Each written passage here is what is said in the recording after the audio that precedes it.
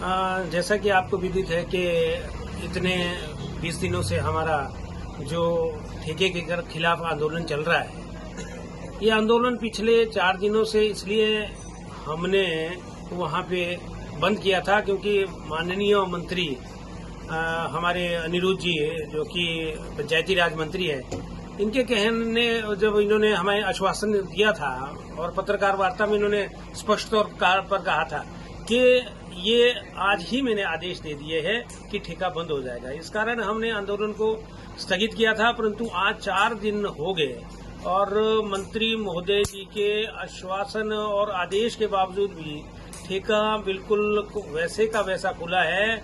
और ये 2 मंत्री ऐसे हमारे हो गए हैं जिसमें आदरणीय विक्रमादित्य सिंह जी ने भी हमें पहले आश्वस्त किया था 2 बार के ये ठेका बंद हो जाएगा, परंतु अब तो अनिरुद्ध सिंह जी जो कि पंचायती राज मंत्री है, इन्होंने भी हमें प्रेस में बल्कि उन्होंने ब्रीफ किया था कि ये ठेका मेरी बात हो चुकी है, तुरंत प्रभाव से बंद हो जाएगा, परंतु अभी तक ठेका चालू है।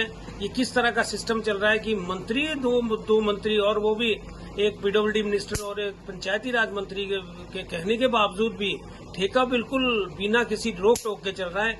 ये बड़े हैरान कर देने वाली बात है। और सिस्टम को कौन चला रहा है, कौन क्या देख रहा है, ये बड़ा एक सोचनीय विषय है, विचारणीय विषय है। अगर मंत्री की नहीं चल रही है, 8 मंत्री होते हैं तो इसमें से कि 2 बिल्कुल इस फेवर में कि ये पंचायत का में जो है ठेका बंद हो जाना चाहिए। तो मेरा तो बिल्कुल स्पष्ट कहना है कि इसमें जो लोग इन्वॉल्व है वो नहीं चाहते कि ठेका बंद हो। तो ये प्रश्न चिन्ह न केवल एक मंत्री के ऊपर, 2 मंत्रियों के ऊपर ये प्रश्न चिन्ह बनता है कि ठेका बंद क्यों नहीं हो रहा है। दूसरा मेरा जो विषय है उसमें मैं कह देना चाहता हूं कि अगर आप पंचायत की शक्तियों को खत्म करेंगे और हर बार अगर पंचायत के प्रधानों को और छोटे छोटे वर्ग के लिए आंदोलन करना पड़ेगा तो ये पंचायत का औचित्य क्या रह जाता है। अगर आप पंचायत की शक्तियों को खत्म करेंगे तो लोग आंदोलन पे, वहाँ के लोग आंदोलन पे जाएंगे, आंदोलन के बाद भी कुछ नहीं होगा तो वो सरकार से गुहार लगाएंगे। जिस तरह की इस विषय पे भी हो रहा है, सरकार नहीं सुनेगी, वहाँ पे भी जो है सिर्फ आश्वासन मिलेंगे।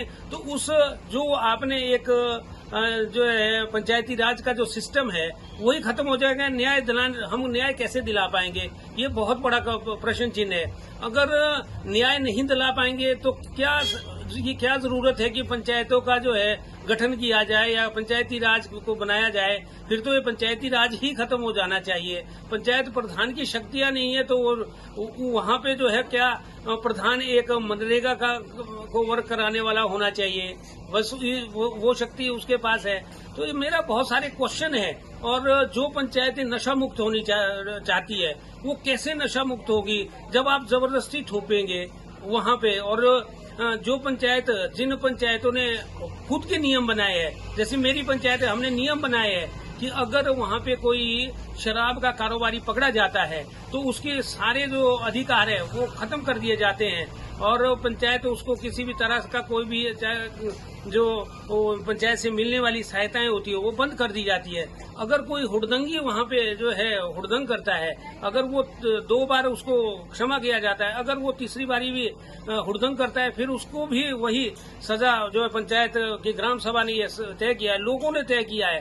ग्राम सभा एक बहुत बड़ा जो उस पंचायत में जो है न्याय दिलाने के लिए जो जनता के द्वारा निर्णय होता है वो एक डेकोरम है उस पंचायत का। अगर उस पे ही प्रश्न चिन्ह हो गया जो जनता चाहती है तो फिर न्याय कहाँ हो पाएगा, ये बहुत बड़ा क्वेश्चन है। इसलिए जो पंचायतें, जैसे मैंने कहा, जो नशा मुक्त होना चाहती है, उनके खिलाफ लड़ना चाहती है, ग्राम सभाओं ने तय किया हुआ है, वो तो फिर पीछे रह जाएगा। और वहाँ के जनता, जैसे कि मेरी जनता के ऊपर FIR हुई है, वहाँ के जनता का जो कानून हमने बनाया था वो कहाँ रह गया और जनता का बिल्कुल उसके विपरीत जो है FIR जो है नशे को रोकने के जो प्रयास कर रहे हैं लोग, उनके ऊपर FIR होती है। तो ये बहुत सारे क्वेश्चन है जिनका जो है जवाब लेना सरकार का के लिए मैं समझता हूँ कि लेना चाहिए। और मेरा दायित्व भी है कि हमें सरकार से इनको जो है प्रश्नों को पूछूं तो इन प्रश्नों का उत्तर हमें दिया जाना चाहिए। और अगर ये न्याय प्रणाली खत्म करनी है तो मुझे नहीं लगता है कि पंचायत का कोई औचित्य रह जाता है। इनको बहुत सारे क्वेश्चनों के साथ मैं अपनी वाणी को विराम देता हूं और ये जन आंदोलन